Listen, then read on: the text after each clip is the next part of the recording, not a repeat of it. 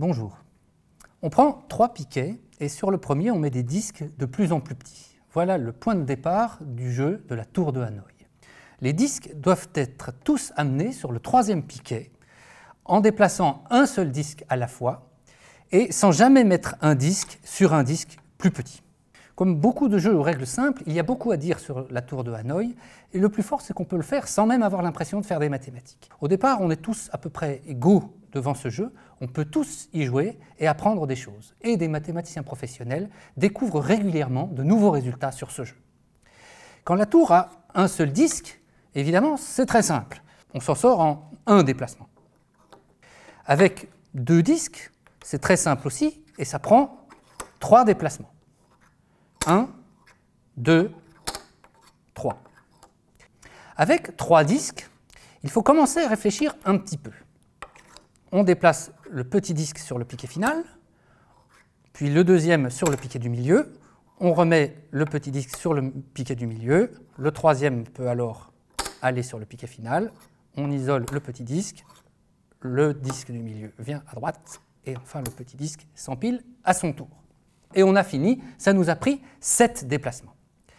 À partir de 4 disques, les choses se compliquent. On peut résoudre le jeu en tâtonnant, mais on comprend bien qu'avec 5, avec 6, avec 7 disques, ça va devenir ingérable. L'inventeur de ce jeu s'appelle Édouard Lucas. C'est un mathématicien du 19e siècle et un très grand créateur de jeux. En inventant la tour de Hanoï, il l'a assortie d'une légende dans laquelle des prêtres d'un temple indien résolvent depuis des temps immémoriaux le jeu avec 64 disques.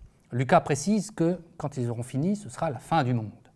Pour en savoir plus sur cette fin du monde, on doit se demander si le jeu a encore une solution avec autant de disques. Et si oui, comment la trouver en allant le plus vite possible. Pour répondre, il ne faut pas s'occuper seulement de résoudre le jeu. Il faut comprendre ses ressorts, sa structure. Il faut changer notre regard dessus pour passer d'un jeu à un objet d'étude.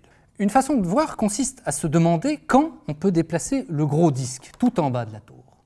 Comme on ne déplace qu'un seul disque à la fois, il faut qu'il n'y en ait aucun au-dessus de lui. Et comme c'est lui le plus gros, on ne peut pas le poser sur un autre disque, tous les autres doivent donc être rassemblés sur un des 2 autres piquets. Tant qu'à faire, autant que ce soit sur celui du milieu, comme ça le gros disque ne bougera qu'une seule fois, il sera tout de suite mis sur le piquet final. Quelle que soit la manière dont on s'y prend, il faut donc qu'à un moment donné, on soit dans cette situation. Le gros disque tout seul sur le piquet de départ, tous les autres au milieu. Ce qui est intéressant, c'est que cette remarque assez simple suffit pour donner une réponse à nos questions. La possibilité de résoudre le jeu et une façon de faire qui prend un nombre minimal de déplacements. On va le faire avec 4 disques. Doit venir le moment donc où le gros disque est sur le piquet du début et les 3 autres sont empilés au milieu. Est-ce qu'on peut arriver à cette situation ? Oui, en faisant comme si le gros disque n'était pas là. Comme si on était en train de faire le jeu avec seulement 3 disques. D'accord, au lieu d'amener ces 3 disques sur le piquet final, on les amène sur le piquet du milieu, mais on comprend bien que, sachant faire l'un, on sait aussi faire l'autre. Et on sait aussi que ça prendra le même nombre de coups, c'est-à-dire 7. Après ces 7 déplacements, donc, on peut déplacer le gros disque sur le piquet final. Ça prend un déplacement. Et maintenant, tout ce qui reste à faire, c'est d'amener notre tour de 3 petits disques sur le piquet final. À nouveau, cela prend 7 déplacements.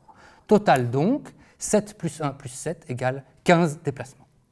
On a donc bien décrit une solution pour le jeu à 4 disques. Je dis bien décrit. On n'a pas explicité chacun des 15 déplacements. On a pris du recul pour expliquer comment se structure la solution. Pour faire en vrai le jeu à 4 disques, il faudrait faire les 15 déplacements. Mais en vrai, c'est moins intéressant que de se donner les moyens de comprendre comment le jeu fonctionne. Notamment, on est maintenant certain d'avoir la solution la plus rapide, parce qu'on sait qu'il faut attendre la situation avec 3 disques au milieu et qu'elle demande 7 déplacements. On sait qu'il faudra bien bouger le gros disque pour l'amener à droite et que ça prendra au moins un déplacement, on ne gagnera rien à le déplacer plusieurs fois, et on sait qu'il faudra encore 7 déplacements pour amener les 3 disques du milieu sur le piquet final. Ce n'est que parce qu'on a compris la structure de notre solution qu'on est capable de démontrer qu'elle est la plus rapide. Si on se donne juste la liste des 15 déplacements, on est nettement moins convaincu.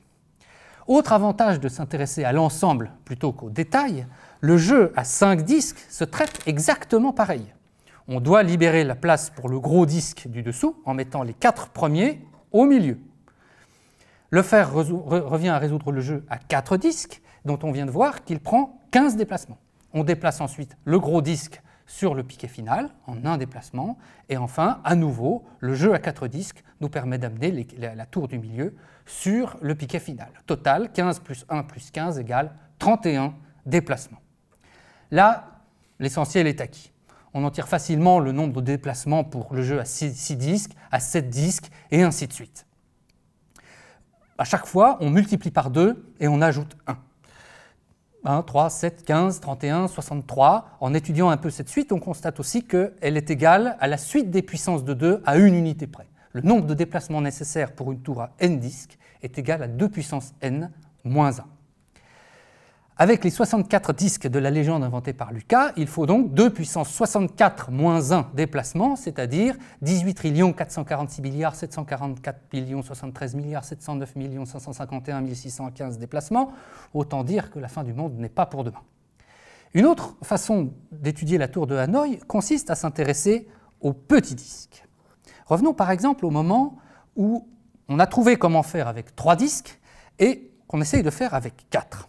Regarder le petit disque revient plus ou moins à se dire que ce petit disque nous embête. Sans lui, on n'en aurait que 3 et on saurait faire. L'enjeu est donc de placer ce petit disque là où il ne nous dérange pas. On se souvient que pour 3 disques, le premier mouvement consiste à placer le disque du dessus sur le piquet final. Pour qu'on puisse le faire malgré la présence de notre 4e disque encore plus petit, il faut d'abord mettre ce 4e disque là où il ne nous gêne pas, c'est-à-dire au milieu. Ensuite, on peut déplacer le disque qui nous intéresse. Le deuxième déplacement dans une tour à 3 disques consiste à placer le deuxième disque sur le piquet du milieu. Ici, notre petit disque est justement dessus, donc il nous empêche de le faire, on le déplace au préalable, là où il n'empêchera pas ce déplacement de se faire. Et on continue comme ça. Comme tout à l'heure, on peut en déduire que le jeu a une solution et que la plus rapide demande 2 puissance n moins 1 déplacements. Voir les choses à partir du petit disque nous apporte d'autres informations, bien pratiques pour faire le jeu pour de bon avec 6 ou 7 disques. Par exemple, on sait maintenant que le petit disque bouge une fois sur 2. Un raisonnement complémentaire montrerait qu'il tourne, entre guillemets, toujours dans le même sens. Quand le nombre de disques est pair, il va du piquet initial au piquet du milieu au piquet final, puis du piquet final au piquet initial, et ainsi de suite. Et pour un nombre impair de disques, il tourne dans l'autre sens. Piquet initial, piquet final, piquet du milieu, piquet initial, piquet final, piquet du milieu. Ça se démontre par récurrence sur le nombre de disques. Le point de vue du gros disque nous avait conduit à un algorithme qu'on appelle récursif, c'est-à-dire qui s'appelle lui-même au cours de sa propre exécution. Par exemple, pour le jeu à 4 disques, l'algorithme récursif nous dit « fais d'abord le jeu avec 3 disques », puis déplace le plus gros disque, puis refait le jeu avec 3 disques. Il s'appelle donc lui-même, et même 2 fois. L'avantage d'un algorithme récursif, c'est qu'il est très court, donc très lisible une fois qu'on a compris le principe de la récursivité. Son inconvénient, c'est qu'en s'appelant lui-même, il se rappelle encore, et ça c'est très gourmand en mémoire. C'est embêtant pour l'ordinateur, mais aussi pour nous quand on fait le jeu, parce que ça devient vite difficile de stocker dans notre cerveau tous ces appels récursifs. Le point de vue du petit disque, lui, conduit à un algorithme itératif, c'est-à-dire qui nous dit pas à pas ce qu'il faut faire jusqu'à la fin, mais sans s'appeler lui-même. Ici, ça consiste à déplacer le petit disque une fois sur 2, en le faisant tourner dans le bon sens selon la parité du nombre total de disques, et quand ça n'est pas à son tour de bouger, on fait le seul autre déplacement possible. La méthode est beaucoup plus facile à mettre en œuvre, son défaut, c'est qu'il est un peu plus mystérieux de comprendre pourquoi elle marche.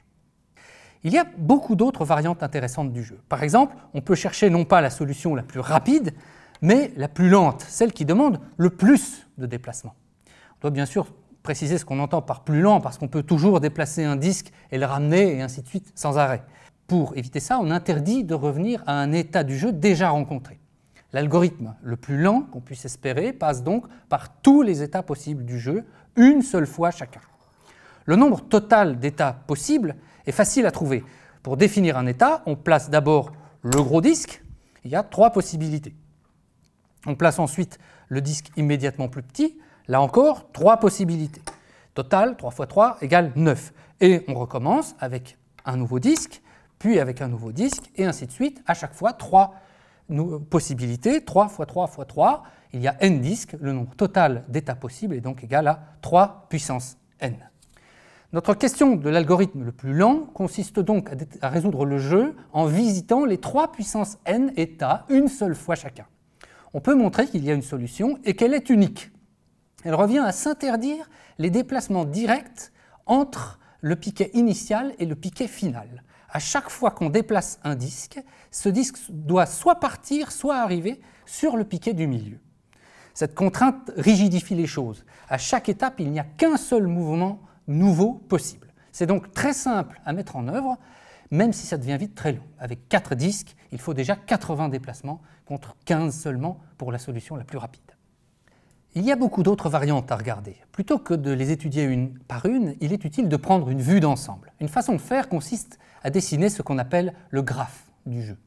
Il s'agit de 2 choses.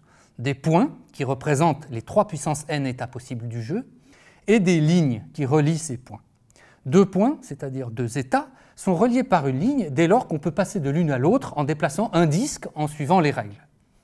Quand le jeu a un seul disque, le graphe a simplement 3 points et 3 lignes. C'est un triangle parce qu'on peut passer indifféremment d'un état à l'autre. Avec 2 disques, c'est déjà un peu plus intéressant. On sait qu'il y a 3 x 3, c'est-à-dire 9 états possibles. Cette fois, on ne peut pas toujours passer d'un état à un autre en déplaçant un seul disque et en suivant les règles. On voit apparaître une forme plus intéressante et on voit aussi que la solution la plus rapide au jeu est donnée en suivant une des arêtes du grand triangle qui apparaît sur le graphe. Avec 3 disques, il y a 27 sommets et une régularité apparaît. En haut, on voit une copie du graphe du jeu à 2 disques et en bas, de chaque côté, on voit une autre copie de ce même graphe. Et la solution la plus rapide longe à nouveau un côté du grand triangle. Avec 4 disques, même phénomène. 3 copies du graphe à 3 disques reliées entre elles par une seule ligne. Il s'agit des moments qu'on a considérés tout à l'heure, quand c'est le plus grand disque qui bouge, quand tous les autres sont empilés ensemble sur un autre piquet. Avec encore plus de disques, une structure fractale apparaît. C'est le triangle de Sierpinski. Ce qui est étonnant, c'est que quand le mathématicien Vaclav Sierpinski l'a imaginé, au début du XXe siècle, le contexte n'avait aucun rapport avec la tour de Hanoï. C'est Andreas Hinz qui a fait le lien entre les deux en 1992. On a là une belle illustration de la capacité des mathématiques à synthétiser des situations très différentes. Une fois le lien fait entre la tour de Hanoï et le triangle de Sierpinski, notre jeu, déjà devenu objet d'étude, devient cette fois un affluent de la recherche mathématique d'aujourd'hui.